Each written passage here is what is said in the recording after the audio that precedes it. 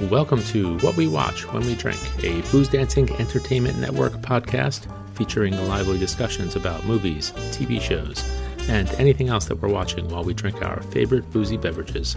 If you enjoy this show, please subscribe on Apple, Spotify, Stitcher, Google, Audible, and anywhere else you get your podcasts. You can also find us on boozdancing.com, and if you have any questions, comments, show or drink suggestions, email us at boozdancing@gmail.com. We'd love to hear from you. Gentlemen, hello. Look at that fancy new intro we have. Wow, Hello. Wow, the guys in the video department really did their stuff. Cutting and pasting? Yeah, that's cutting and pasting. The AV club. Really, that's right. I am the AV club. Dave Cutting and Joe Pasting doing their work. Would you like to join the club? No, I won't. I don't join any club that'll take me as a member. That's my rule. That's right. Go ahead. All right. The Booze Dancing Entertainment Network is live again, this time on a Thursday night. Yay! We are live on YouTube, Facebook, Twitter, LinkedIn, and Instagram. The Gram. Drop those comments in the chat that you see, and we will get to them. Keep those cards and letters coming, and we will toss them away, as we usually do.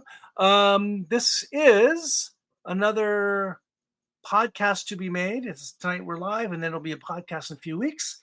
This is episode 44 of What We Watch When We Drink, the unofficial podcast of the 2024 election year. That's right. This is the place to talk hot button issues, voting rights, ageism, whataboutism, gerrymandering, mainstream media, Joan Scarborough's hair, 60 Minutes, election officials, voter rights, the 1920 election, and poll workers. POLL, not POLE. That's a different podcast. So stay informed with Booze Dancing. It's your country and your election. Don't worry, we'll have you moving to Vietnam before you know it. And we are on to episode 44 of What We Watch When We Drink. How we doing, boys? Doing well. I'm dying laughing here. Doing well. That was excellent. You all right? You all right over there? I'm okay. It's an election year. I know there's a lot to laugh at. There's plenty to laugh at. Yeah, it's a joke. That's okay.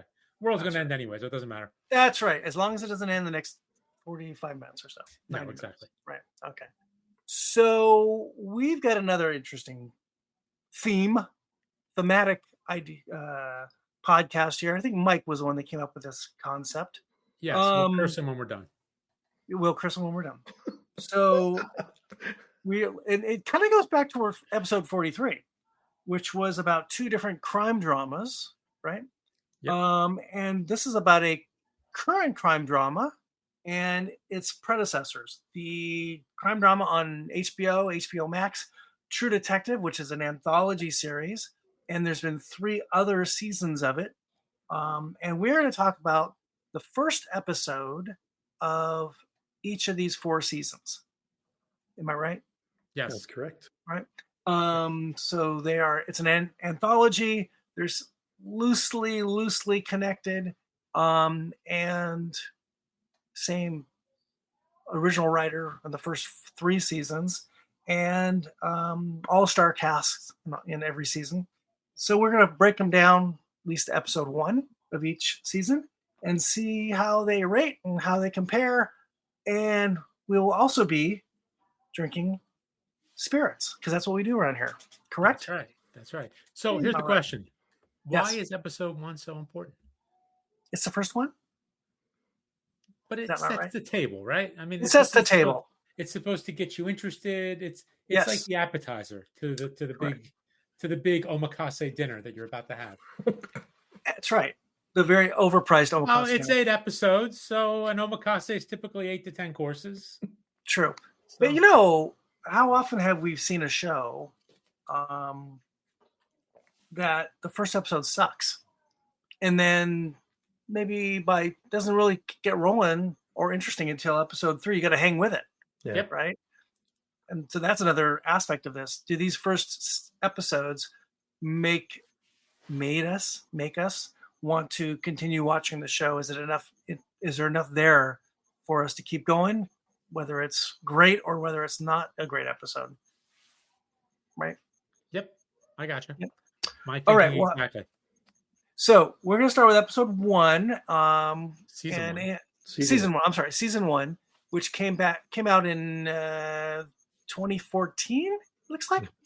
And before we jump into that, why don't we all take and pick a whiskey to go or drink to go with this premiered episode. January 12th, 2014. There are 8 episodes in total. Got it. Okay. Are they always in January? No. I think the second season started in June. Okay. I think we'll get to that. Yeah. Okay. All right. So, Mike, let's start with your season 1 Well, I went with drink. the character McConaughey plays. Tim. So I got a nothing fancy beer. Oh, there you go. Nothing snooty. You couldn't get a Lone Star? I couldn't find. I had this at home. I don't leave the house. I'm like a shut-in. Neither do I.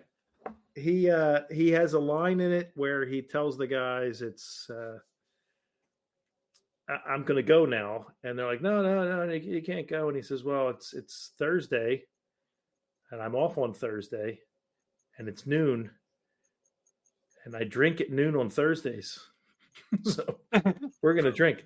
And when they send the guy out to get beer, he hands him the money, and he says, well, I guess you'll get it for me then. And he says, a sixer of Old Milwaukee or Lone Star. Nice. Nothing snooty. That's right. And that's what you got. So That's I got right. the oldest beer in America. Is that right? They're What's the name? Still active brewery. What's the name? What is it? Yingling. Oh, Yingling. Yeah. No, how do you say it? Yingling. No, you don't. Yangling. I call it Yingling. Yangling. Yingling. Sure. Okay. Aaron, what do you got? So I went by geography. This season is based in Louisiana, right? Yes. Yeah. So the closest thing I had was Texas. So I have the Milam and Green rye in the port wine cask. There you go. Nice. But that's okay, though, because remember, what we learned in the episode is that, excuse me, Matthew McConaughey's character was originally in Texas. Yep. That's right. Yep. So it's actually appropriate. Yep. So now, I would have if I had a bottle. What's the name of Michael McConaughey's bourbon? Well, doesn't he do Wild Turkey? Is it Wild Turkey? Isn't he the Wild Turkey spokesman? Let's say Wild Turkey. Sure. Yeah, that's what I was thinking too, but I didn't have any. I didn't either. Okay. All right. And Ange, what you got? Me, because the show takes place and was shot in Louisiana, I have some SoCo. SoCo. Whoa. There you go. Southern Comfort. Now, here's the problem. Nice. I can't open the damn thing because this tiny little cap and my hands don't get to. Where's your production assistant? I may have to go get a pair of pliers. I don't know. I don't have a production assistant. I am the production assistant. But I'll get it open. Talk. All right. Well, cheers to all you guys. Yeah. Cheers. So, season 1, 2014. Angie, you still turning? You want me to? I'm still turning. Give some. You all can right. talk. January 1, January 12th, 2014, pilot episode. Rotten Tomatoes score. There was no Rotten Tomatoes score. It's IMDb score of 8.9. 8.9. Plot summary: in 2012, former detective partners Russ Cole and Martin Hart recap one of their very first cases together involving a serial killer back in 1995. This was filmed in Louisiana. So we have these two guys played by Matthew McConaughey and Woody Harrelson. McConaughey is Detective Cole. Harrelson is Detective Hart. And the story is told in the present, going backwards. We don't know why, but both of these guys are being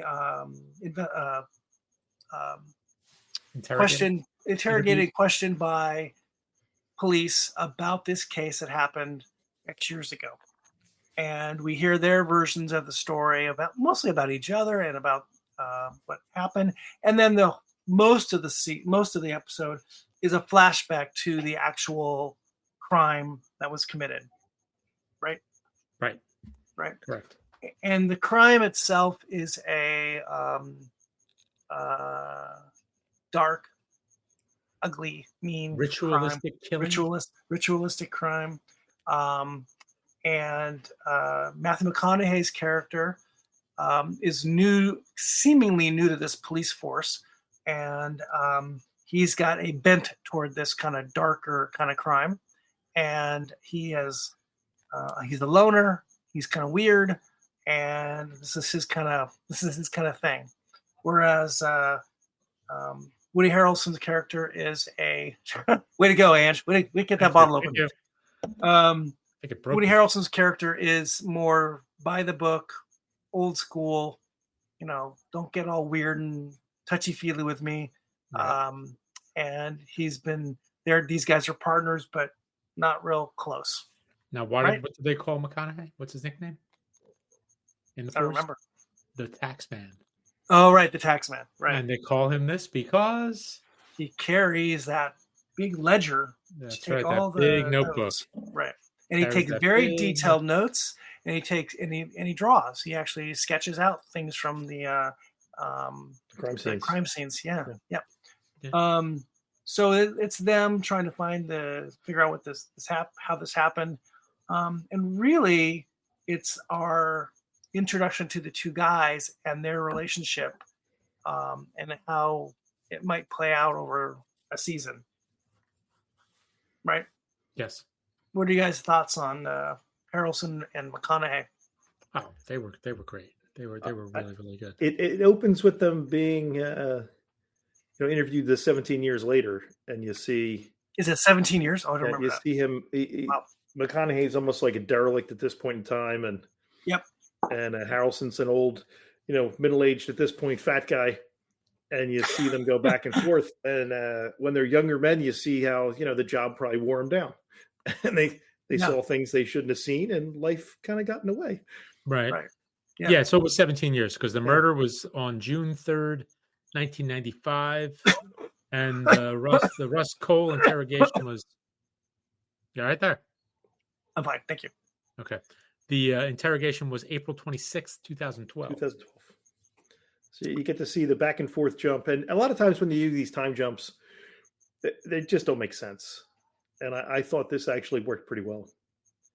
Yeah, it did. It kind of encapsulated. They actually looked like they'd aged, where in a lot of these things they don't. They don't look like they age at all. Yeah. And I think McConaughey's character in particular was really well written. Yeah, we don't know exactly where he's been prior to this. What kind of, I don't mean job-wise, but what he's gone through. Right. We know he definitely has an issue with alcohol. And no judging. No judging. Judgment-free zone. No judging at all. And we know that he ends up not in the place we expected him to be. Yeah. He's probably not a cop anymore at the end here. And they're being investigated because there's some, we don't know exactly why, but there's some irregularities maybe with the case that they solved years ago. And wait, one thing though, was it that or didn't they come upon another murder with a lot of similarities? That was related. That's what it is. That's what it is. They thought they solved the case, and as it turns out, now they've found that there's been almost a continuation of this when they find another body. Right. Yeah. Which McConaughey, being a what do you want to call it? A scholar of these kind of bizarre crimes, predicted that this would happen again. This was not a one and done. Yeah. Now, interestingly, in this episode, we'll jump ahead in a bit. There are connections to this episode to season 4. Yep. Right. And we don't need to give it away yet, but there are connections. And it's an anthology. I don't watch a lot of anthology shows, but usually there's some recurring thing throughout, right? That carries through or whatever. It carries through. And I'm not sure that you can say that about this completely, these 4 seasons. Yeah, I don't there think are so. little things, not big things, but there are a couple bigger things in this episode that connection to season 4, right? I really liked it. I thought We probably should say, I assume the three of us all watched the whole series when it came out, Yes. or at some point. Right? Yes. Yes. Yeah. I really liked season 1, and this episode made me like it again. And I too liked McConaughey and Harrelson. They were great. It's hard for me always to get Woody Harrelson's Cheers character, get past that. That's Woody. Yeah, it's funny because someone else said that too. I was talking to a guy at work yesterday about season 4, and he said the same thing. It's like, my comment was, I think Woody Harrelson is a highly underrated actor. Yeah. He is. Yep. And I think it took really him good. And it took him a while, I think. Although, I mean, look at me, I'm just saying this now. To get past that character on TV, right? And he's done a lot. Years later? He's done a crap load of stuff, right? And really varying things, from comedy to non-comedy. And no more TV right after Cheers, I don't think. It was all... Well, this. But yes, I almost think but that's it, though. Correct. Right. It's all the movies. Right. This isn't TV. This is HBO. This is HBO. No long-term series work. No. Right. And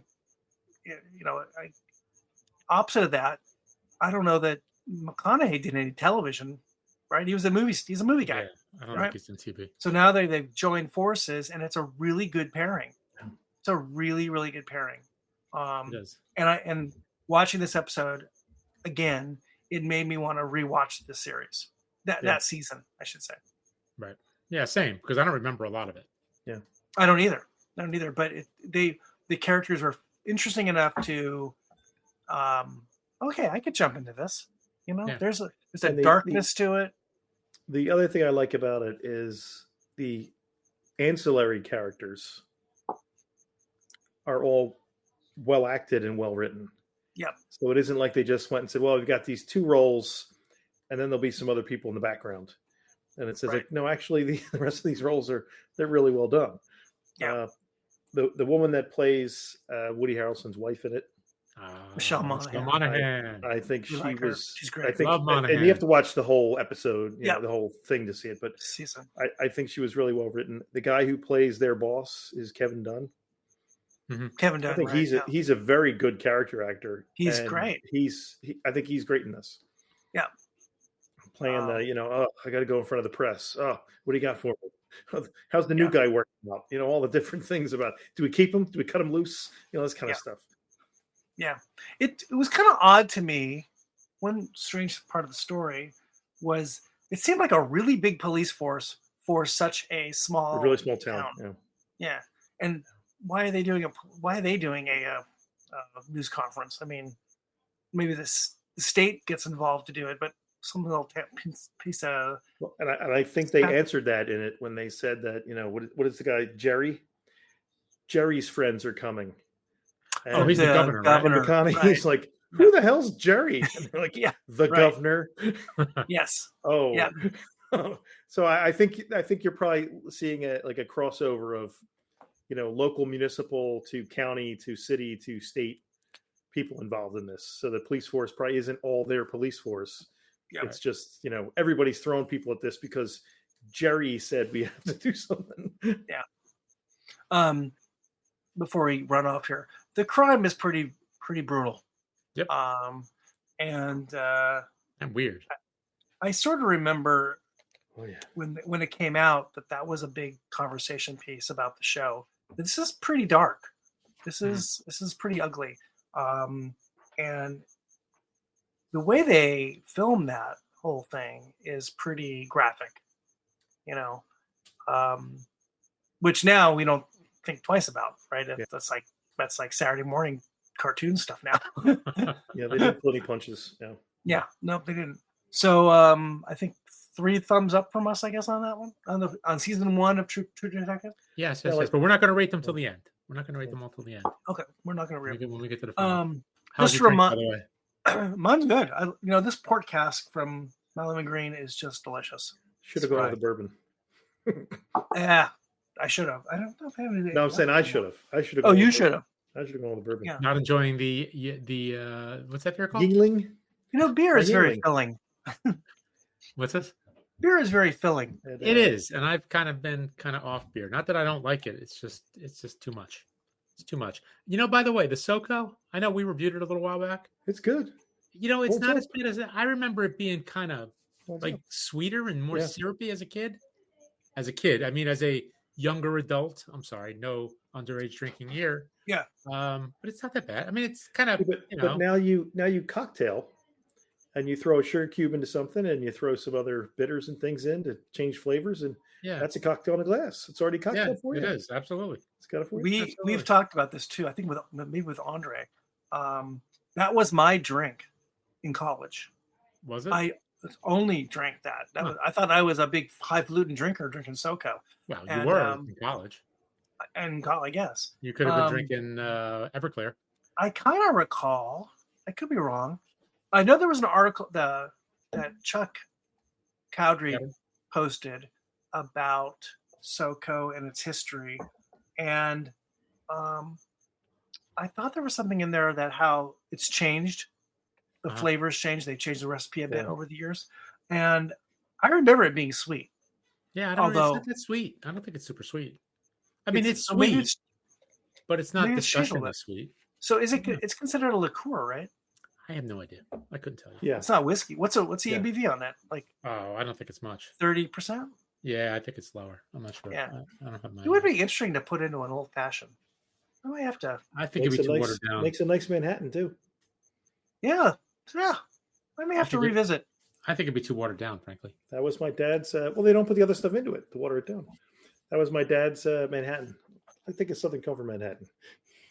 Oh, interesting. I'm actually kind of fascinated. How many bars still carry that? Just a reminder, this is what we watch when we drink. The live version, which will be a podcast before you know it, on the Booze Dancing Entertainment Before Network. I know it. Before anyone knows it. Before you know it. Okay. We are live tonight, and we are going through the True Detective series, episode 1 of each season. And we are pairing with our favorite spirits to go with that episode, that season. So we are now on to episode 2. Season 2. I got one last thing for the first. Go ahead. Woody Harrelson's character is trying to get Matthew McConaughey's character to open up. So they're driving everywhere together, and he tells him, tell me something, and he starts unloading, and then he stops and he says, "Let's make the car a place of silent reflection from now on," because he doesn't want to hear any more of it. Yeah, you know what that is? You asked me to. Careful what you wish for. It's right. Right. Yes. Careful what you wish for. Hey, you should come over for dinner. That would be a great idea. And then he does, and it's not such a great idea. It's a bad idea. It's a really, really bad idea. Okay. Season 2. And why don't you give us season 2? Why don't you give us a rundown, then we'll get to our pairings.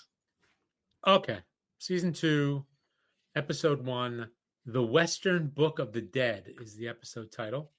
It aired on 6/21/2015. There were 8 episodes in total. IMDb score for this episode, 7.6 out of 10.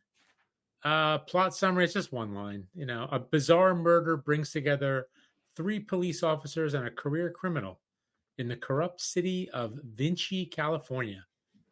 Filming locations, by the way, Ventura, Vernon, Fillmore, and LA in California. All over. Okay. Alrighty. So let's pick some spirits to go with. Okay. And you go first. All right. So this one is, as the kids like to say, on the nose, if you will. What is the Colin Farrell character getting wasted on while he's talking to Vince Vaughn in the bar? A nice blended scotch. Isn't that Johnny Walker Blue? Johnny Walker Blue. Johnny Walker Blue. Johnny Walker Blue. Right. So we got a mini of Johnny Walker Blue, which I believe we reviewed. We did. I think you guys did. No, I did it with you. We did it over. Oh, we did. That's right. That's a long time ago. Boy, that's right. Yeah. Michael? Well, I didn't have any John Walker Blue, but I got a Scotch because as he's throwing it back with Vince Vaughn's character, what does Vince Vaughn say to him? You're supposed to savor that. Uh-huh. So Yes. I got a little single cast nation, the Daluane. Oh, nice. Very nice. So it's 55.6, and it's a 9-year-old. We reviewed it. I liked it. It's pretty good. It is good. It is good. And Aaron? with geography, my theme, this is all in California. So I chose the Lost Spirits Abomination, heavily Oh. peated malt, which is 54%. It is finished with late harvest Riesling seasoned American oak staves. So this was using the, I believe it's, I want to say it's Lagavulin spirit run through the Lost Spirits reactor to age it quickly in a couple of weeks. So that's made in California. So there you go. Cheers, Nice. gents. Cheers. Ooh, that's a burner. There you go. Okay. Mm. So another star-studded pack Yes. of folks. This has some, I suppose it could be through many cities in America that are corrupt. Every city in America? Probably. And there's a city on the east side of Los Angeles area, I should say, town. And I don't know if I'm not even sure if it's incorporated, called Vernon, California, and famous for meat packing plants and fertilizer mountain, and has had much corruption over the years. And I think some of this story was based on Vernon. Yes. And that's called That's a fact. Right? Vinci. Vinci, right? So that's one aspect. What's interesting about this episode, much like the other one, it's the first episode, maybe true of all these 4 seasons, all the star power, and you're making these folks meet to get together to solve a crime.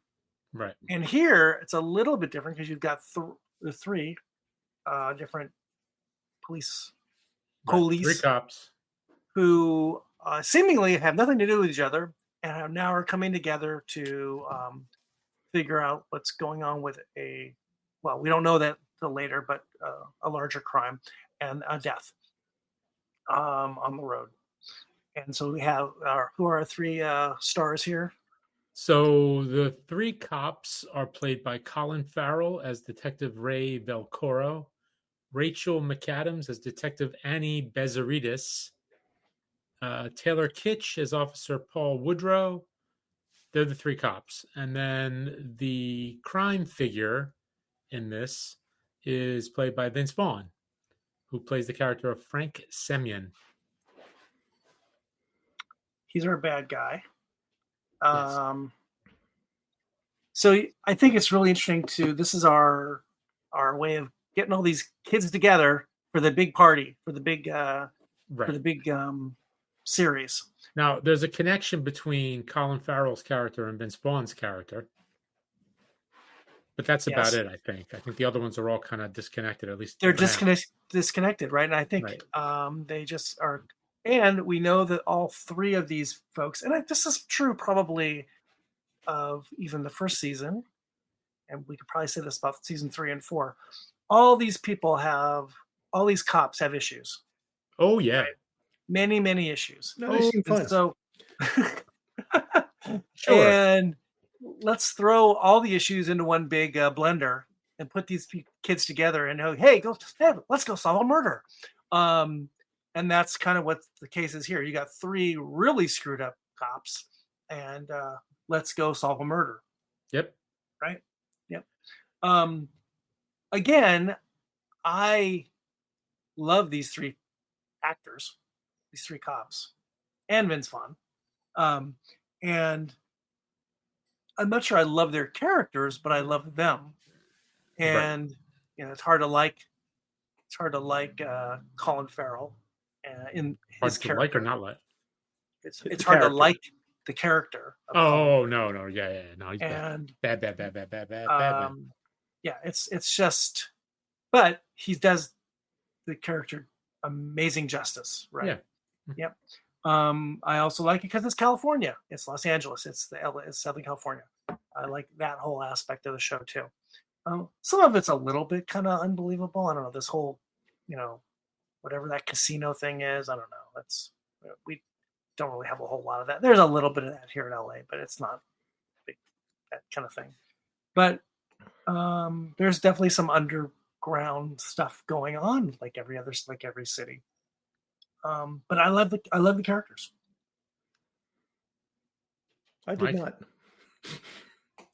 I did not. I thought that Colin Farrell's character was just too over the top. I don't Oh, I see can how see that that. guy would still be on the job. Right. Well, And- that's true. And the Taylor Kitsch character, And- how many more and- problems could he have? And when Colin Farrell's character goes to greet his son's bully and basically introduces himself as himself, I think that'd be the point to be like, you just told everybody who you are. You're Right. definitely going to prison. You're not Yeah. going to be a police officer anymore. Yeah. You've accosted a 12-year-old or whatever they are. Well, there's definitely some stupidity in the character. Yeah, I just he didn't ring true. Where in the first season, while those guys had problems, I think they could function with their problems. This guy seems like he's just too much dysfunction. And the other thing which I thought interesting is in the first one, there's a bad thing happens, but there's no big bad. There's no supervillain. There's no, any of that. And in only this one, there's actually the supervillain where Vince Vaughn's character plays the big bad. And Right. I don't necessarily know that you needed that, It's like, okay. It's almost like you had like an embarrassment of riches where so many people wanted to be involved with season 2 and you let them all be involved. And it's almost like too many people got involved. For me, that's just the way I thought. Yeah. I think But the supporting cast were great, just like the first one. Kelly Riley. Hey, they got what's it called? They got Dan. Dan Yeah, from Kelly Deadwood. Kelly Riley, who's now on Yellowstone, playing a big role. I didn't like her at all. But she's in this, and she has a bit of a role. David Morse, who I really like, he's in there playing Rachel McAdams' father. And then Dan's there, W. Earl. Hey, question for you, Aaron. See the place where David Morse was? That looked like the place in Mad Men. It is. Is it the same place? I'm 99% sure that, what was it called? That Essence? I don't know. That wherever he went to meditate. It's in Malibu or someplace someplace. Okay. Yeah. All right. I thought it was the same place. All right. Yeah. Well, I think one of the criticisms of that season was it went too far away from the first season. Yeah. There was no connection, and it was a convoluted plot. Yeah. And you don't know that from the first episode because you're really just getting introduced to the characters. I don't remember it completely, the whole season very well. I do remember it not liking it as much as the first one. How's this for? Maybe it's could you say it was overwritten? Yeah, at times? Maybe. Yeah. Well, on the first episode, I don't know if I can say that, but I think the season probably was. But it felt like there was a lot going on. You just try to do too much with too many people. Well, and it's even like some of the stuff that, like some of the lines Vince Vaughn would spew. They just didn't feel. I don't know. Well, they didn't feel not natural, but they didn't feel real. They weren't written really well. I think you're onto something. I think his lines were not written well at all. It felt very rote and not natural. Maybe not natural. It's just, I don't know. It just wasn't written well. Don't do anything hungry, even eat. What? Yeah. What does that even mean? And you want Vince Vaughn to have great lines because he can deliver great lines. And right. His I like Vince Vaughn. He's great. I agree. You know what it was too? He was like, he's usually like the fast talker. Yeah. You know, He's a and very he wasn't slow the best talker here.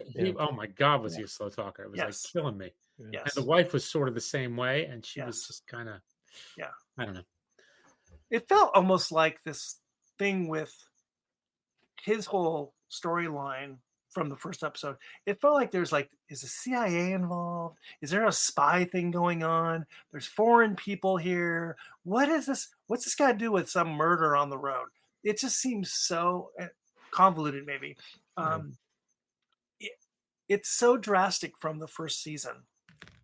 Completely different story. You've got 3 cops instead of 2. Do we need 3 cops? Could this have been done with 2? And the one cop is almost a caricature of the bad cop. Yeah. Like, did you? I don't know. Well, and they're all kind of caricatures of bad cops in their own way. She's got her own issues, and her Rachel McAdams. And her sister's doing like the webcam porn. Oh my God, it's every cliche. There's a lot of cliches going on here. And the father's a guru hipster guy. Dad runs a cult. Sisters it's a lot. Webcams. It's definitely a lot. It is a lot. But all that being said, I didn't hate it as much as I did the first time around. And I was kind of almost like, maybe I want to give it a second try. I was the same way. Yeah, I think the difference for me was the first season 1, I wanted to watch the next one. Season 2, I would probably watch the next one. It's like, all right, I want to see what's going to happen, but I wasn't like, I got to watch the next one. Oh yeah. Where I think season 1, you were just sucked in. The 2 guys were so good together, and there's the whole back and forth was so good. I mean, let's be honest though. Okay, if McConaughey was your partner, right, and he was spewing that nonsense when you're stuck in the car driving like an hour and a half to a murder scene, you wouldn't want to pull out your gun and shoot him. I mean, the car is now a place of silent reflection. Yeah, I mean, he was great. Don't get me wrong, but it's like, come on, seriously, dude, you're killing me. Well, you're killing me, bro. So let's without rate. We're not going to rate the episodes, right? No. Let's rate, but we can do this. Let's rate the cop pairings between the first 2 seasons. We got McConaughey and Harrelson versus these 3 in season 2.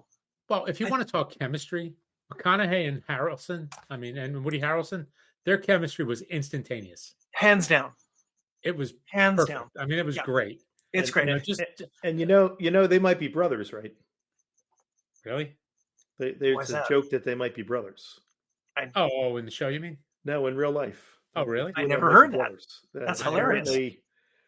One of the parents was a bit of a gad about town, and I don't know whether it was the mother or the father of whatever, but that's pretty funny. Some discussion like, my parents have always said that I wasn't their kid, and Tex and Texer. They did spend time in your town in Texas. How about that? Oh, that's by the way, speaking of McConaughey, you wrote a book, right? So I guess it's like his life story. I briefly listened to the audiobook, and he reads the audiobook. Oh, that'd be great. It's good. I gotta say, it's. I didn't finish it. I got about maybe a chapter or 2, but he was really good. It was highly entertaining. All right. That's right. He seems like a really cool dude. Uh-huh. Yeah. But the other 3 cops in season 2, you don't get that. Well, you don't. They only meet at the very end of the show. Yeah, there's no real pairing yet. Yeah. Right. But even in that brief moment, and knowing what you know about him for the first 48 minutes of the show, you don't see that connection happening like you see with the first 2. It seems like, what's this guy's name? Nick, the writer. Nick Pizzolatto. Nick Pizzolatto tried to go 180 degrees from the first season. Yeah. Right. And let's just do whatever we did in the first season, we're not doing it in the second season. We're going to do something completely different. And to its detriment, probably, I guess we could say, I think. So any other thoughts on that season? No, that's all I got. Well, yeah. Let me think here. There were a couple things. So there's a couple things, a couple clues we got. There's the high-speed rail thing. And apparently it's a $60 billion project that they're building. and there's like $100 million of federal grants with guaranteed cost overages, whatever Right. that means. So I guess this is going to be ripe for some corruption. No, Totally. That never But happens in public works projects. No, Talking it'll, about- it'll be like the big dig. That worked out Yeah. fine. You know what? It'll actually come in under budget, and we'll actually get all the money back. And ahead of time. And ahead of time. It'll Ahead of be time. like in moments, not even years. Yeah. We are the kings of that in this state. And there was just one more thing. Remember when he's on the motorcycle and he's got his lights off, and then he's, and then he finds the body? Yeah. God, seriously, what are the odds of him landing right where there's a body? Yeah. Of course. I mean, that was a bit As he's driving recklessly, flying down the highway. yes, with no lights on the Pacific No Coast lights. Highway at 100 miles an hour Yeah. Right. Yeah. on two wheels. That's to totally kill himself. believable. Totally believable. Sure. Yeah. Totally believable. Yep. Sure. Yeah. All right. There was one more thing with his character. He said something about when he was on like a tour of duty, but it doesn't sound like he was in the military. What was that company that during like the first Iraq War, that independent contractor Halliburton. company? Yeah, it sounded like he was almost with like a Halliburton. With a private security force or something. Yeah. Yeah, something like that. So, but that's all. Those are my only. Blackwater. That's it. It's another one. The Black Ops. I was thinking Blackwater. BlackRock, but BlackRock's an investment company, right? Yeah. Blackwater. They're a hedge Although they fund. might kill people too. You never know. Oh, they probably do. They probably do. And they make a nice chunk of change on those government overages. Mhm. That's right. Right? That's right. So, okay. All right. Shall we move on? Alrighty. That was season 2 of True Detective. We are going to move on to season 3 of True Season 3. Detective on the Booze Dancing Entertainment Network. What we watch when we drink podcast. Season 3. By the way, before we go any further, we don't do this enough. I want to remind folks to check out boozdancing.com for all the great content that is there. There are great spirit and beer reviews from my cohorts here, Michael and Angela. They are at the murder table, and they record those awesome videos. And so far, no casualties. And so far, no casualties, no murders. Except our livers. But those are out constantly, 1 to 2 per week sometimes. Check them out on Instagram and YouTube and Facebook, and also on the website, boozdancing.com. Okay. That's Yep. Season 3. I want to keep saying episode. Season 3 of True Detective. Ange, why don't you give us an intro, and then we'll get into our drinks. Okay, so True Detective Season 3, Episode 1, The Great War and Modern Memory, aired on June 21st, 2015. Also 8 episodes in total. This one gets an IMDb score of 8.5 out of 10. Hold on there. This yes. didn't air on June 21st of 2015. That's when the other one did. Oh. This aired on January 13th of 2019. Oh, sorry. A long gap between the first two, which were back to back. Can we fire the copy paste guy? One. Let's fire the copy paste guy. He's fired. He's fired. Much like the defensive coordinator for the 49ers, he's out of a job. There you go. Go on. Get to the. Or was it the offensive coordinator? Which one was it? Defensive. Defensive coordinator. Defensive coordinator for the 49ers. Out of a Let's job. Blame gave up everybody. 100 points. My God, that's Let's horrible. blame everybody. Because he was on the field. It was him. He was playing his positions. It's a tough business, man. Tough business. Okay, so 2019. All right. 8.5 out of 10. The disappearance of a young brother and sister leads to a frantic search, which will haunt one detective for the rest of his life. Filmed in Fayetteville, Arkansas. Directed by Jeremy Saulnier. And the writer, again, Nick Pizzolatto. So the cast, I guess the top 4 folks in this cast: Mahershala Ali as Detective Wayne Hayes, Carmen Ejogo as Amelia Reardon, Stephen Dorff as Detective Roland West, and Scoot McNairy as Tom Purcell. They're like the main cast. Yeah, for this one. Okay, so before we go on, let's pick some whiskeys out, Mike. Yeah, or whatever drinks. So. I'm gonna turn it. Reaching way back, way back. You can do it. You can do it. Back. Don't hurt yourself. I'm going with Ooh. Because Mahershala is a bit of a fancy man. I think I'm Yes. going with this. The Why Blantons. is Mahershala a fancy man? I think he seems a little better than the tip. He doesn't seem like a rundown guy. He No. seems to be It's true. Yeah, he's put a together. little I gotcha. a little better suited. He might buy a little better bourbon. There you go. Yes. There you go. Ange? All right. Well, the story takes place in Arkansas. I couldn't really tell what they were drinking on the show. So I perused what I had available, and I've got a 50 state blend sample from our dear friend, Michael Bloom of Chicago, Illinois, Oh, yes, yes. who was so kind to give it to me last time I was in Chicago back in September. So I'm drinking that. So cheers to Michael Bloom on this one. Cheers. Aaron, what do you got? Excuse me. I, again, tried to go with geography. Nothing from Arkansas, but I do have the Four Roses small batch. Kentucky's pretty close to Arkansas. You know, it's funny because I was almost going to get that too. There you go. I almost went with that as well. So, but I didn't. I went with the 50 state blend. You know, there's some sorghum in there In what? Sorghum. in the 50 state blend. Sure. Why not? A little sorghum in there. Will my gums be sore after I drink this sorghum? If not, you can make Roll baijiu with it. Baijiu? Baijiu's made of sorghum. Oh. So Okay. again, in this, the supporting cast, one of the people interviewing is John Tenney, who I think is a very good actor. Yep. And the mother in this, Tom Purcell's wife, Lucy Purcell, is played by Mamie Gummer. Gummer? Any idea who Mamie Gummer is? Nope. Maybe Gummer. Mamie Gummer is Don Gummer, the sculptor's daughter. Any idea who the mother might be? Anyone? Anyone?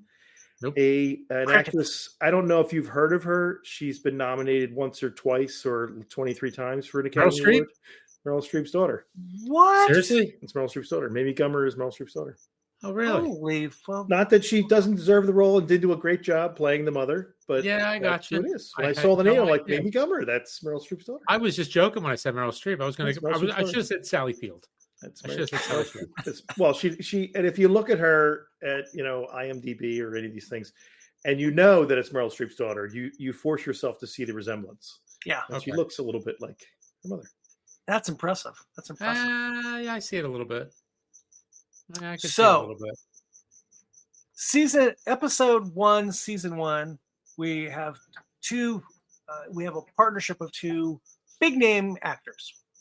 Season 2, episode 1, we have a partnership of 3 fairly well-known actors, right? Mhm. And another big star as a bad guy. Season 3, episode 1, we have one big star. It's a lesser known star as a partner, and a big crew. I Mhm. think again our lead, our writer director guy, Nick whatever. There's an attempt to be different than the last season and the Right. prior season. Now we have one kind of main cop.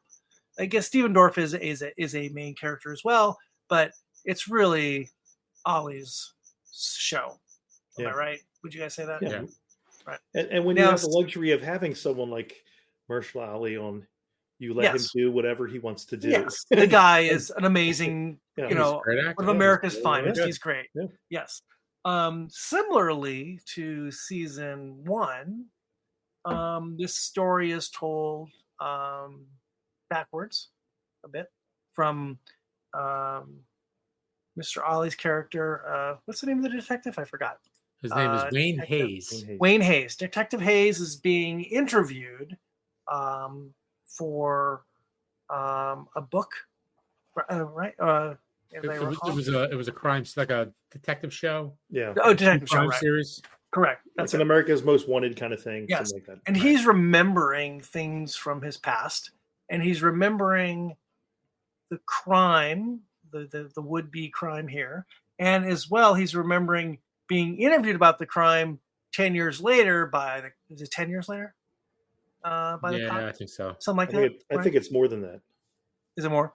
But he's like, yeah, he like Harrelson and McConaughey being interviewed about this case So years later on. for the timeline, it was 1980 was the original crime where the Okay. two kids disappear. Then they reopen it 10 years later, and then they're doing the show, which is called True Criminal, where he's being interviewed in Got it. 2015. Yeah, so it's like Okay. it's like 35 years after Right. the So original it's thing. 1980, 2000, 10 years later, 1990, and then 90, and then 2015. 2015. And it's you see the effects of time on Mahershala Ali's character. And memory. Yes. because he's Or starting he to lose it a now- little bit. Yes. Doesn't have the memory, and life's again gotten him down a bit. And And so that is a connection to the first season, where at least the storytelling method of telling the story from memory of the two cops in the first season. I think that's a watch. What? That noise you're hearing, I think that feedback is a watch. A watch? A watch? It sounds like the second hand on a watch. I don't hear it at all. You don't hear it? Uh-uh. Or like a clock hand or something. It's too rhythmic to be anything. You think? Interesting. Hope it's not a bomb. Another bomb threat for boozdancing.com. This is like weekly for us. Whose watch? Oh I mean, my I have a God. watch, but my watch I is not on I anymore. have no watch. I don't know. Is there a clock somewhere around or anything? No. I have a clock in here, but it's not ticking, I don't think. I don't know. So apologies for the background noise, people. Yeah. That's all right. I don't know what that is. We'll edit this out. We'll clean this up in editing. No, those days are gone. No way it Those happens. days are long gone. Long gone. Anyway. Anyway, So we don't really have a huge cast to talk about on the star power side. No, not Even though really. Stephen Dorff is pretty good, and the ancillary characters are actually really good. They're not those big names. right. Small town crime, a couple kids go missing, big, where we go. Let's look everywhere for these kids who might have seen them last. The parents are barely married, got their own problems in this small town, and let's try to find them. And the two detectives, get a couple leads. They find, we're going to skip back to the first season, the ritualistic killing that we see in the first season. There are some connections in this season as well with some of the clues to that first season's killing. And that it might get a little weird. And Mr. Ollie I think he's called what does his partner call him? He's like a bloodhound. Bloodhound? What does he call him? Bloodhound? Well, yeah, because they said when he was in the army or whatever Yeah. he was in, because he was in Vietnam. There was a term. A LERP. That was it. He was a long-range reconnaissance scout, I guess. Right. So he was They would just, a like, guy drop him who into would the jungle, and he would go He's a out tracker. find Yeah. his tracker. Correct. He's a tracker. And that's his special power. And he ultimately finds one of the kids, right? And some other clues that sort of are related to the first season episode. It's dark, of course. Yeah. It's not some weird crime of graft in the big city. This is a small town thing, and it's probably going to get darker and darker. You can kind of feel it. But initially, it's introducing us to Detective Hayes and the great acting ability in 3 different ages by Mr. Ollie. Right. Which they did a really good job with that. I think it's amazing. Because he was, it's 35 years. That's a long time. That's right. And again, the flash forward, flashback, and everything, they did an outstanding job, similar to the first year. Yeah. Where these guys look like they aged. They don't look like the same guy with the wig on. They look like that guy if he's 35 and they years didn't older. and there's no CGI. This is not this thing with De Niro, whatever that's called. They didn't de-age anybody. No. De-age him, right? It was this is just well done costuming, cosmetics, and Makeup. and his and makeup and his ability, and you see his aging through these 3 different times in his life. It's really great. And really you good. see him as an older man who now has some memory issues, and he convincingly played an older man with memory issues. He looked like he was 70 something and didn't know much about nothing. Yeah, I wonder how he good. researched that. I wonder if there was family members that he was thinking about, or It was really well done. Yeah, it was really well done.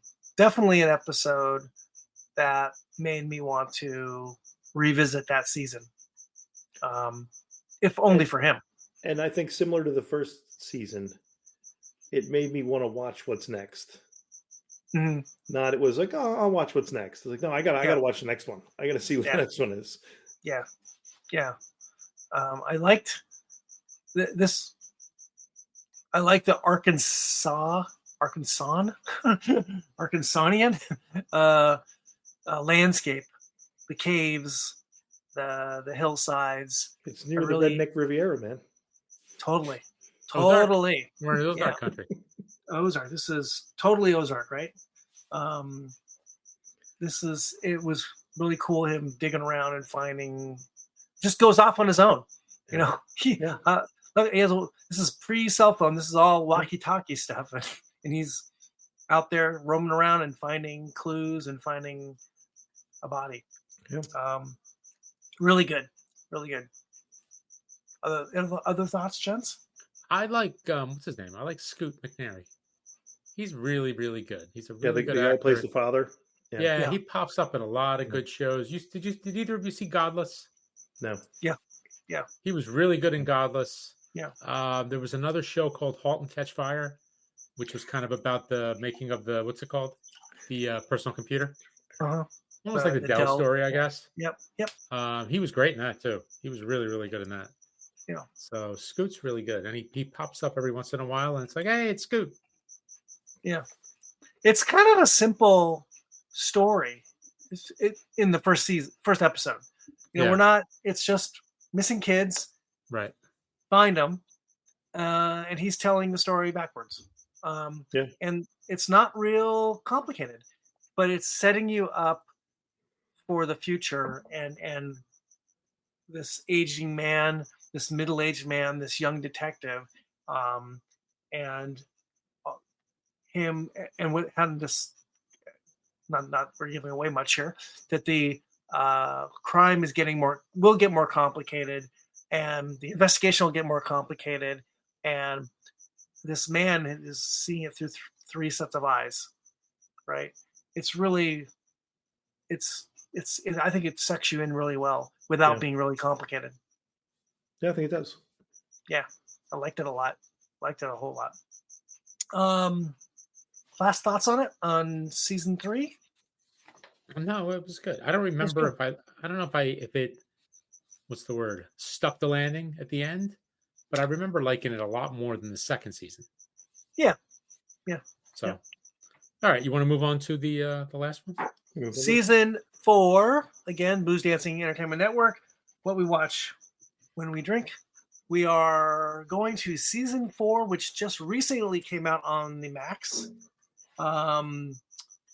This one is, we can probably say, we are about when we're recording this, we're a couple episodes to go in season 4, right? I think the last episode aired. It's only 6 episodes this season. Oh, 6 episodes. So I think it airs this Sunday. Coming Sunday. Okay. I'm behind, so maybe I'll catch up. We'll see. Yeah. Okay. So, Ann, why don't you give us a rundown? Okay. So it's True Detective Season 4, Episode 1, Night Country Part 1. So not a big highfalutin title like the other ones. Aired on January 14th of this year. 6 episodes in total. 7.4 out of 10 on IMDb. Plot summary. In Ennis, Alaska, the men that operate a research station vanish. To solve the case, Chief Danvers and Navarro Navarro will have to confront the darkness themselves and dig into the haunted truths that lie buried under the eternal ice. This was filmed in Iceland. It's directed by Issa Lopez, The writers for this episode were Nick Pizzolatto and Issa Lopez. Let's see, the big stars in this one. We got Jodie Foster as Liz Danvers. She's won an award or two, right? She's kind of famous. Yeah, kind Never of. heard of her. I think she's new. Maybe. She's only been around for a little while. Callie Reese as Evangeline Navarro. Callie Reese is apparently a world champion boxer, by the way. I would not mess with her. No. Yeah. I wouldn't mess with Jodie Foster either, but I would not mess with her. No, I would not. Fiona Shaw as Rose Aguino. I guess that's how you say it. Finn Bennett as Pete Pryor. Isabella LeBlanc as Leah Danvers. John Hawkes, who was he was Star on Deadwood. Yeah. He is Hank Pryor. So Peter and Hank are father and son.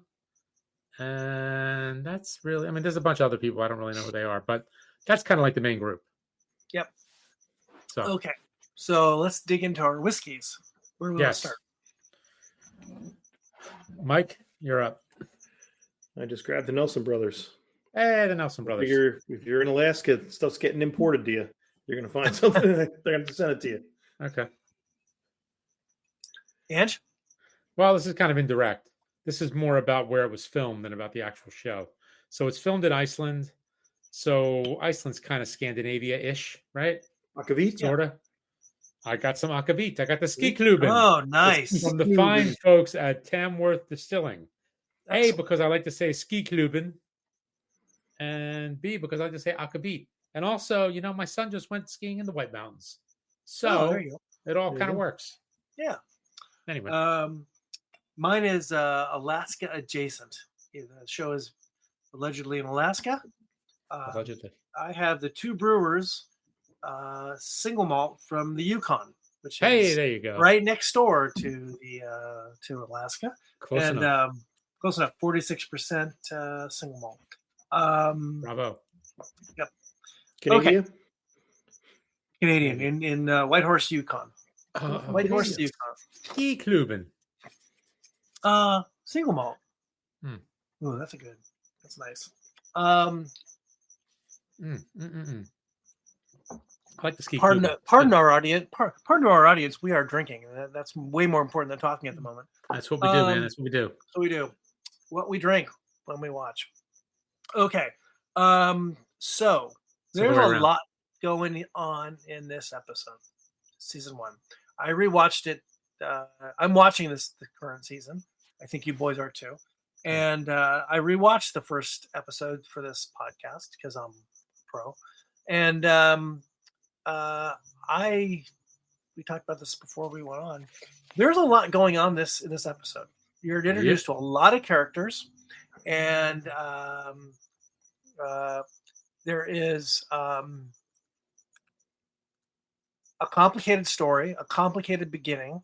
There is Native American stuff going on. There is kind of some maybe we don't hear it in the first season. There's some police work that is being kind of swept under the rug. There's a lot happening here. And plus you've got all the characters and a very ritualistic crime. And there are connections to the first season, very direct connections to the very first season of True Detective, in more than a few ways. So I think when I watched it the first time, I wasn't that excited about it. I was not so enthralled. I was a lot more, maybe because I've watched 4 or 5 episodes now, but I was more interested in this first episode after rewatching it. Maybe because I know more of the backstory, but characters are really great. I think a couple of them are really great. A couple of them I could throw away. I'm not a huge fan of Miss, what's her name? Jodie Foster. Yeah, and I'm not sure I'm a big fan after this of Jodie Foster. It's great to see her on TV, but I think there could have been other people that did the same character. I think Clarice. Yeah. Clarice. So I don't know. I'm torn with her, but I think I like the episode a lot, and more so than when I watched it the second time. Yeah, same. You know, I saw something about Jodie Foster, and she said that Anthony Hopkins will walk up behind her and call her Clarice and make that sucking sound that he does.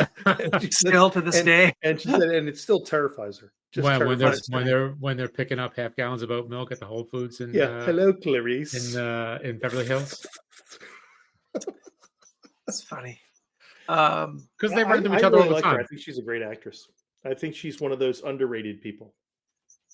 I guess she is underrated in a lot of ways. I think she chose to get behind the camera. Yes, and that's that true. Probably limited her exposure to people. So I don't think people realize how good an actress she is. Yeah, because she just doesn't have a big long list of stuff she's worked on. She just doesn't, and not. She's had these periods where she doesn't act at all for quite a while, right? And when was the last time we saw her in something? I can't remember. And then she comes to television. So I think she said was it the Emmys or the Golden Globes? It's the first time she's been in a television show since the courtship of Eddie's father. Oh my God, it's 50 years. Yeah, I think it was 50 years. Yeah, 50 years or more. 50 years. So, it's good for her for come as everyone does. They all come back to TV. Yeah, come crawling back. Come crawling back. Yep, that's right. They hated it when they think you're too big for this. We're gonna go make movies. Guess what? You're coming back. I see Meryl Streep is coming back to Murders in the Building. I saw that she's coming back for next season. So yeah, she's coming back too. Anyway, so Ange, what are your thoughts on the episode? I liked it better the second time around. I definitely did. I actually liked Jodie Foster's character better the second time too. I think I did too. Yeah. You know what? I thought she was pretty credible. I think she was a pretty credible cop. She was more credible of a cop as opposed to maybe, while I like Colin Farrell, it was more realistic Jodie Foster as the detective as Colin Farrell, like you said, Mike, as the just too over the top. Unhinged to like the nth degree cop. Just too over the top. And I like that she's in a small town and knows everybody and everything, and just like you'd expect in a small town. Yeah. Well, even when she runs into that when that woman almost hits them and winds up hitting the tree. Mm-hmm. Yeah. And it's like, Jesus Christ, you again? My God, I thought we took your license away. Yeah. What the hell are you doing? Blah, blah, blah, blah. It was very, it was very realistic. There is one thing though, and I think I said this before when I was watching one of the episodes. When she starts yelling, when she's all pissed off and yelling at somebody, she sounds just like Calamity Jane in Deadwood. It's funny. Oh, that's great. Yeah. She sounds just like Calamity Jane in Deadwood. And what I like about it in later episodes, not to give any spoilers away, she's yelling at what's the actor's name? John Hawkes, who played Star on Deadwood. Yep. That's right. So that was got yelled at by Calamity Jane, right? Well, she yelled at everybody. So she's Calamity Jane. So it takes a while for it to happen, but the cop pairing happens towards the end in this first episode of Navarro, Kaylee Reese, is that her name? And Jodie Foster's character, Danvers. We don't know exactly, but they had some prior history. We find out more later on. Right. They had a connection, but they're reconnecting. They're reconnecting in this. Right. Because Reese now works for the Alaska State Police. Yeah. Correct. And so now they're works for a different entity, but they come together to figure out this weird disappearance, and also this weird ritual. Well, we don't know what it is in this first episode. Weird murder or death of 4 or 5 scientists from this research institute that is in Alaska at the top of the world. Salal, is that what it's called? TSALAL. Oh, that's right. Yes. Salal. It's like that's Arctic Research Center. And that's how the episode starts, with these folks at this research center who live there, forever. researching ice and the origins of life and what happens with climate change. And out of the blue, a bunch of them were found in the ice. All of them, I guess, except one. They're all found dead in the ice outside somewhere on the glacier, in a very odd pose. Yeah. Well, there's a lot of weird stuff. Like even like There's a the lot of opening weird stuff. scene. Well, like the opening scene where that guy is, I guess, I don't know if he's, I guess, what is it, Inuit? Is that what you would call him?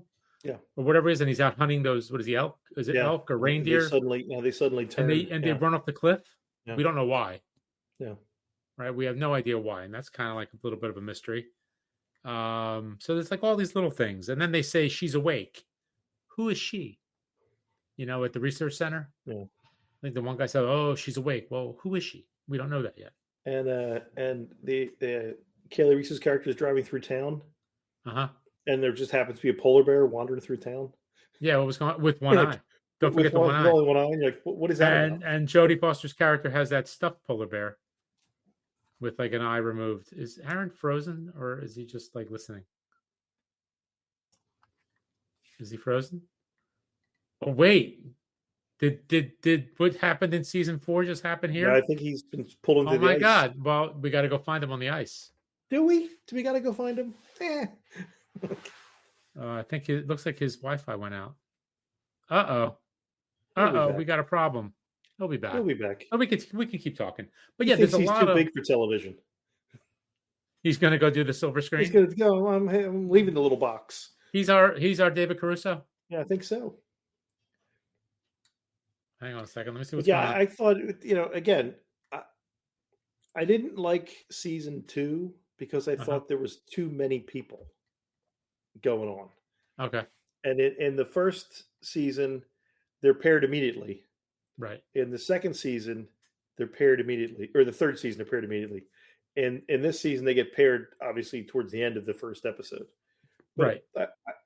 I like it better when there's just the two, and it's you can build more believable characters, I guess.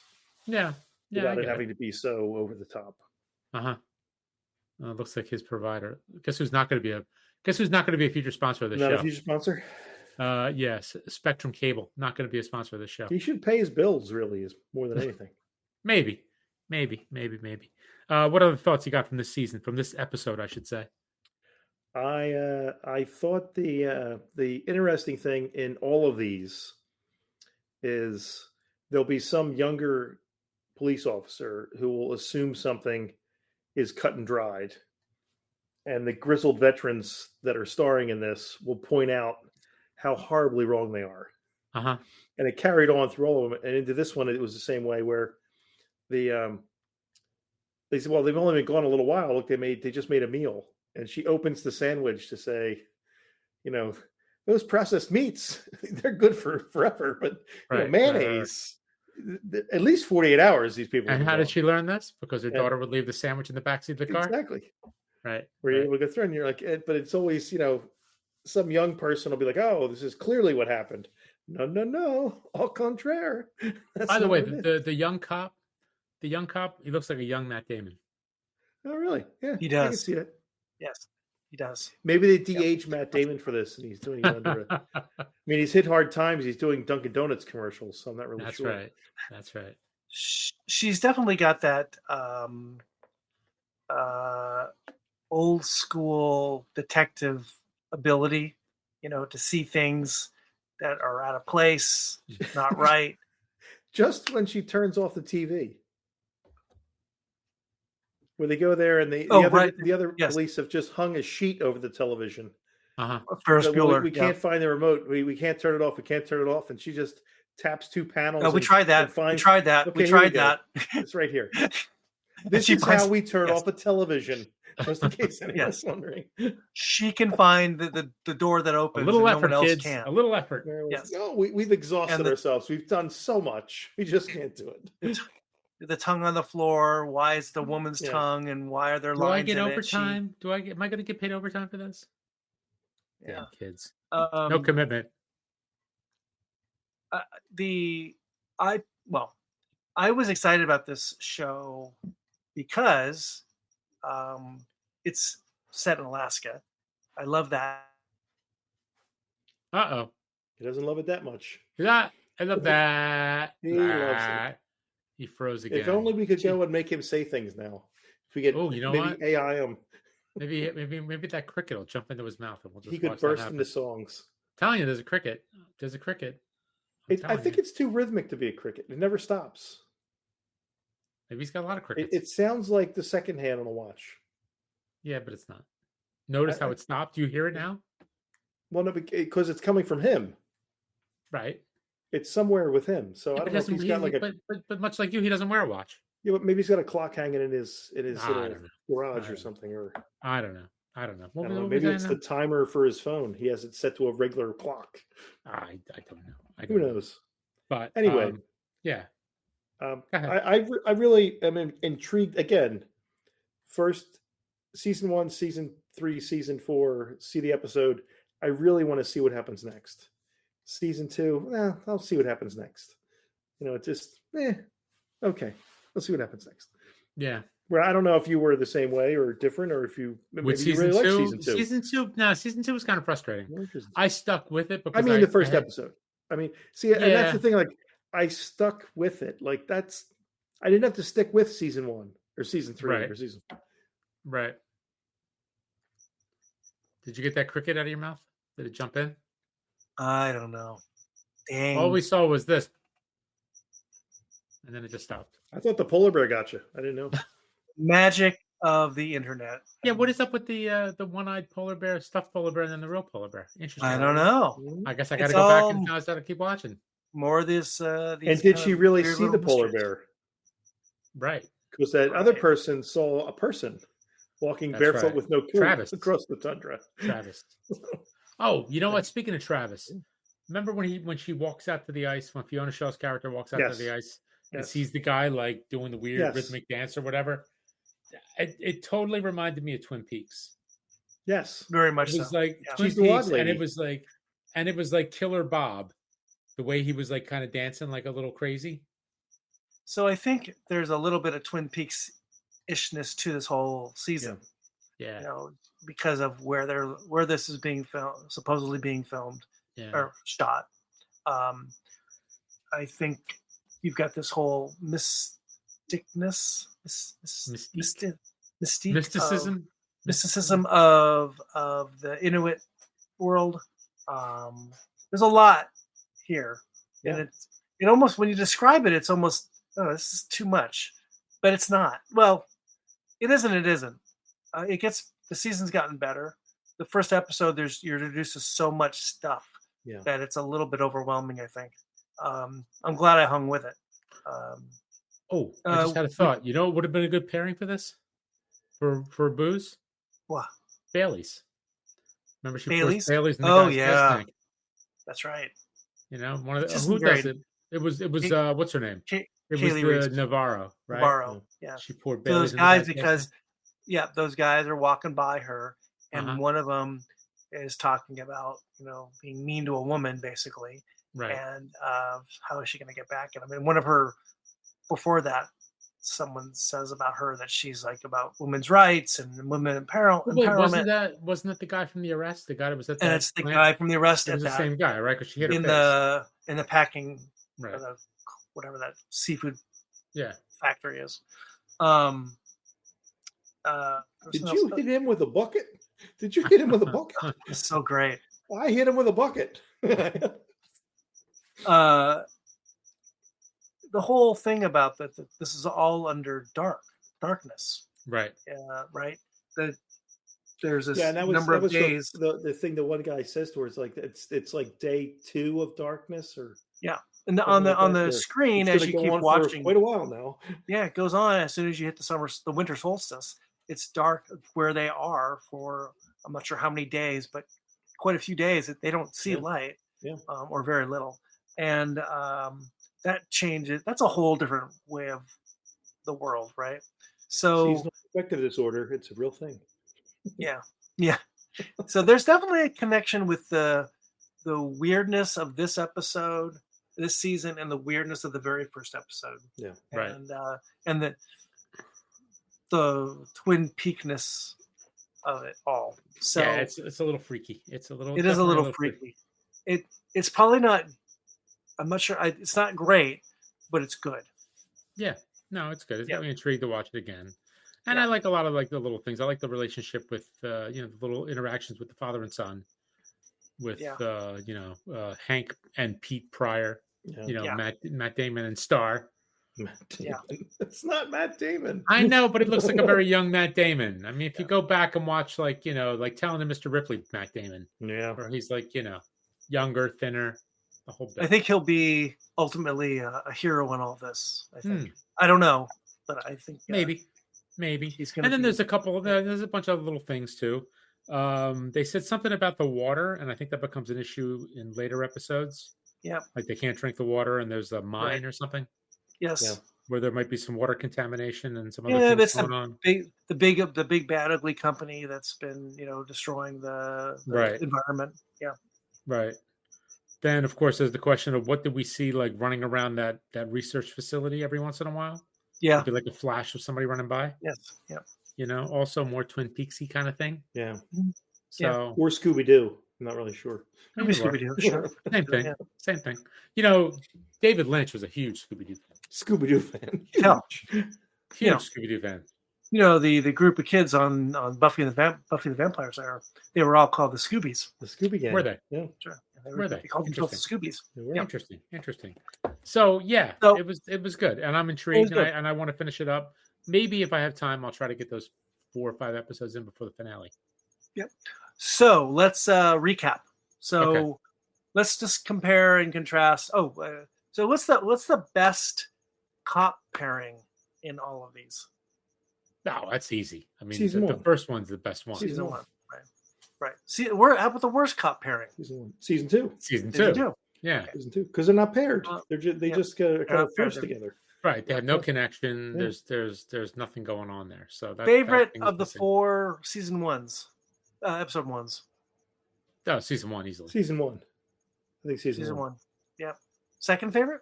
Season 3. Yeah, I would agree with that. Season 4 is 3rd, and then Yeah. season 2 Season is two, 4th. yeah. I would agree. And with again, that. it's not that it's bad. It's just not, in my opinion, as good as the other Yeah. ones. I agree. Right. I still think season 2 is a watch. It's just like it's just different. It's not as good as the other ones. Season 2 is a bit of a train wreck. Maybe just watch it for the train wreck aspect of it all.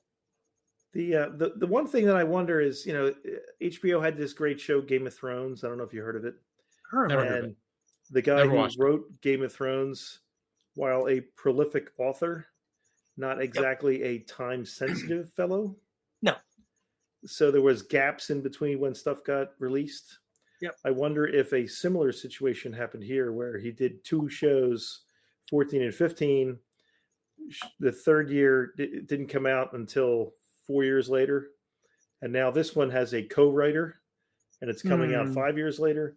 I wonder if he's not as prolific as the network would hope. And they're Interesting. hoping, we would like to do a 5th season next year, not 6 years from now, based on the time pattern, 4, 5, and 6 year hiatuses. I wonder if that's something that's building into this, and if the writing is going to be a little, I don't want to say copying, but a little tighter to the first season than to the second season. I would have really enjoyed the 4 seasons as a whole more if there was a thread through. Yeah, some character went through something. Yeah. Some characters, the storyline, like these recurring murders are all kind of connected over a bunch of years and over a bunch of places. Yeah. I would have really, really enjoyed that more. I hated that, not hated, but the second season, it was come just out of left field. Yep. The third season has a distant connection, and the 4th season obviously does. It'd be nice if there was they didn't think of this. They didn't think about this. Yeah. This guy, Nick, didn't think about this, I think, maybe originally.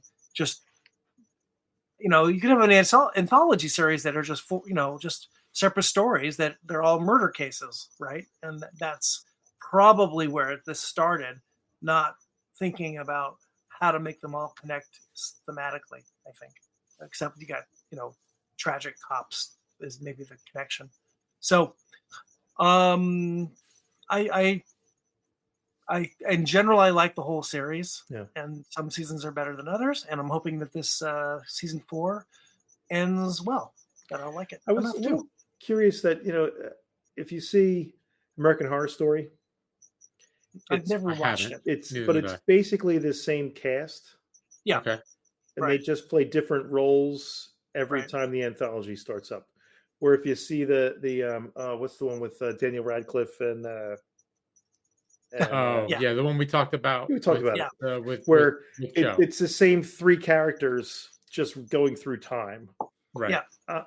I'm a little not surprised, but it's curious if they had done that. Would this be, a different sort of show, a better show, something out of the ordinary or not?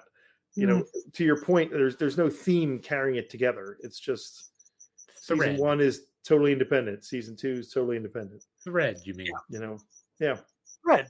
Where it's not like the Orson Welles had the Mercury players. There's no Mercury players here. It's just there's not. Next man up. Who are we going to get to play the roles in here? Yeah. It would have been cool if there was like one person that was in. If somebody that continued, to your point, if somebody had continued through. You mean kind of like how they did the White Lotus, where they had the Jennifer Coolidge character in the 2? Yeah. So right, okay. Exactly. Yeah, overall, I enjoy it, and again, I this kind of gave me a taste for a rewatch. If it wasn't like that, there were so many other things out there and time, I would definitely go back and do a rewatch. Yeah, and I certainly think that all 4 seasons are worth watching. Mm-hmm. Right. And it's really well done. Nick Pizzolatto, he did a nice job. I mean, it's a little weird, but maybe he's a little weird. I don't know. But it harkens back to when HBO was the place to go to. Yeah. For great television. Yeah. Right. And now maybe not so much. All right. We did it again. Great theme tonight, gents. Another good theme. This was a good one. Nice job, Mike. Well done, Mike. Every once in a while, your check is in the mail. A blind squirrel gets a nut. That's right. This has been What We Watch When We Drink on the Booze Dancing Entertainment Network. This will be out on a podcast that you can download in a few weeks, if not less. We will be back soon with another one, with another great theme that will come up from someone. Someone come up with a great theme, and we will see you again next time. We'll come up with something. We're gonna be like Bullwinkle and Rocky. We're gonna pull one out of the hat. All right, gents. Cheers. Play us out. Cheers. All right, gents. Cheers. Cheers. If you enjoy this show, please subscribe on Apple, Spotify, Stitcher, Google, Audible, and anywhere else you get your podcasts. You can also find us on boozdancing.com. And if you have any questions, comments, show or drink suggestions, email us at boozdancing@gmail.com. We'd love to hear from you.